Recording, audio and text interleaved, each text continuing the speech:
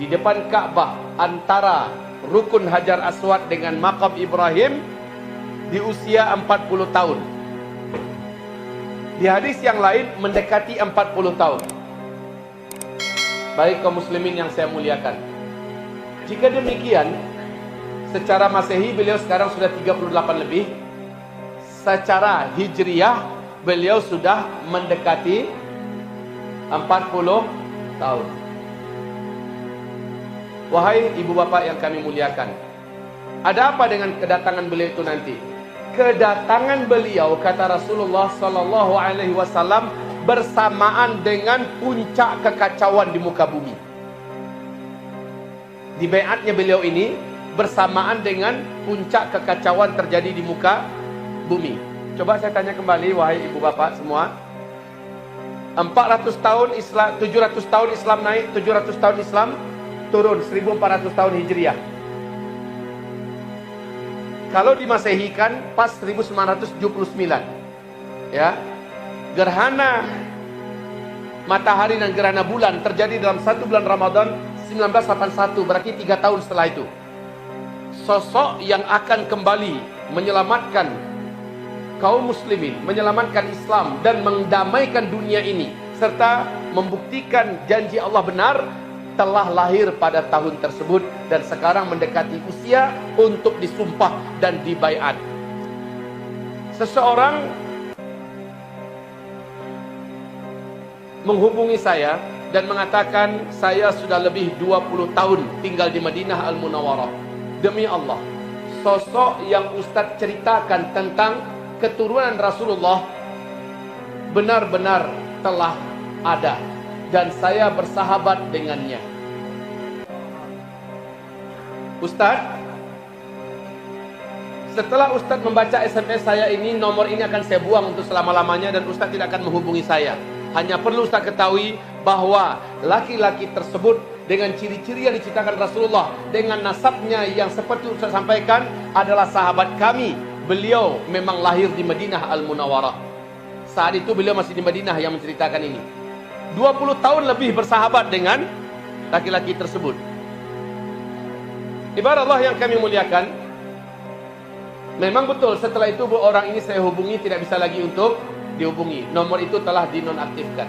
Hanya dia ingin meyakinkan kepada saya bahwa lelaki tersebut adalah sahabat sejatinya di Madinah Al-Munawwarah. Sementara orang yang memberikan SMS ini menyampaikan kami terakhir berpisah karena saya kembali ke Indonesia dan beliau selalu merayu saya untuk berangkat ke Syam, berangkat ke Syria, membela saudara muslim yang ada di sana. Dia benar-benar sangat soleh, akhlaknya sangat agung dan mulia, dan kerinduannya cuma satu, dia ingin syahid di Syam. Ini kata yang SMS saya. Pesan beliau ketika beliau tidak berhasil merayu saya untuk ikut bersamanya ke Syam, pesan beliau kepada saya adalah, beritahu kepada kaum muslimin di Indonesia, bersiap-siaplah. Sebentar lagi Allah Subhanahu wa ta'ala akan mendatangkan ujian yang berat. Saya dimimpikan oleh Allah, katanya, bahwa terjadi dentuman besar dari langit, lalu bumi ini gelap gulita, seluruh orang kaya menjadi miskin. Dan setelah dentuman besar dan gelap gulita itu, katanya, tidak ada lagi teknologi, seluruhnya kembali ke zaman onta dan kuda. Lalu akhirnya kami berpisah, kata yang memberikan SMS kepada saya. Sejauh ini kaum muslimin, tidak pun dia memberikan SMS, dari hadis-hadis Nabi yang kita baca dan kita pelajari, saya yakin bahwa sosok itu insya Allah Ta'ala memang sudah hadir. Tapi bukan lahir di Medan, bukan lahir di Malaysia seperti yang diklaim oleh kelompok yang mengatakan bahwa pimpinannya adalah Imam Mahdi. Bukan lahir di mana-mana. Rasul mengatakan dia lahir di Madinah Al-Munawwarah. Tapi nanti sebelum dia dibaiat di Ka'bah, dia akan diburu dan dikejar dulu untuk dibunuh. Begitu kejadiannya. Dan bla bla bla bla bla bla. Ini saya sudah uraikan waktu itu di masjid apa ya? Babu Siddiq ya. Saya sudah uraikan tentang, bukan, di Masjid Istiqomah. Di Masjid Istiqomah di Kota Nampek.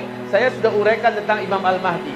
Yang penting sekarang ini, ibu bapak yang kami muliakan, saya ingin meyakinkan kepada ibu bapak semua, tidak lama lagi semua kita tanpa terkecuali dan seluruh dunia akan mengalami kegoncangan hebat, kekacauan dahsyat, ujian benar-benar berat, bukan hanya di segi ekonomi, bukan saja di segi sosial, di segi politik yang luar biasa carut marut. Perang tidak bisa dihindarkan di mana-mana, tetapi itu harus kita hadapi. Siapa yang maju, siapa yang maju, siapa yang maju, Allah akan jadikan dia insya Allah Ta'ala kuat nyalinya, kuat mentalnya, dijamin dia termasuk yang selamat. Dan posisi orang ini termasuk laki-laki beriman terkuat di akhir zaman. Tapi siapa yang sembunyi, siapa yang tidak mau bersama-sama dalam perjuangan, dia tetap tidak akan diselamatkan oleh rasa penakutnya itu. Dan dia adalah pecundang di mata Allah. Di akhir zaman, dia akan menjadi orang munafik. Lalu dia akan menjadi pengikut Dajjal ketika Dajjal lepas. Jadi jangan jadi pengecut, jangan jadi penakut.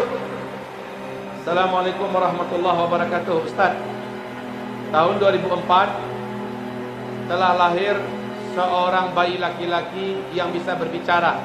Apa itu Imam Mahdi? La ilaha illallah.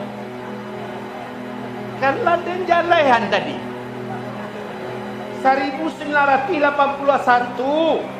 Oi udah, oi uniang.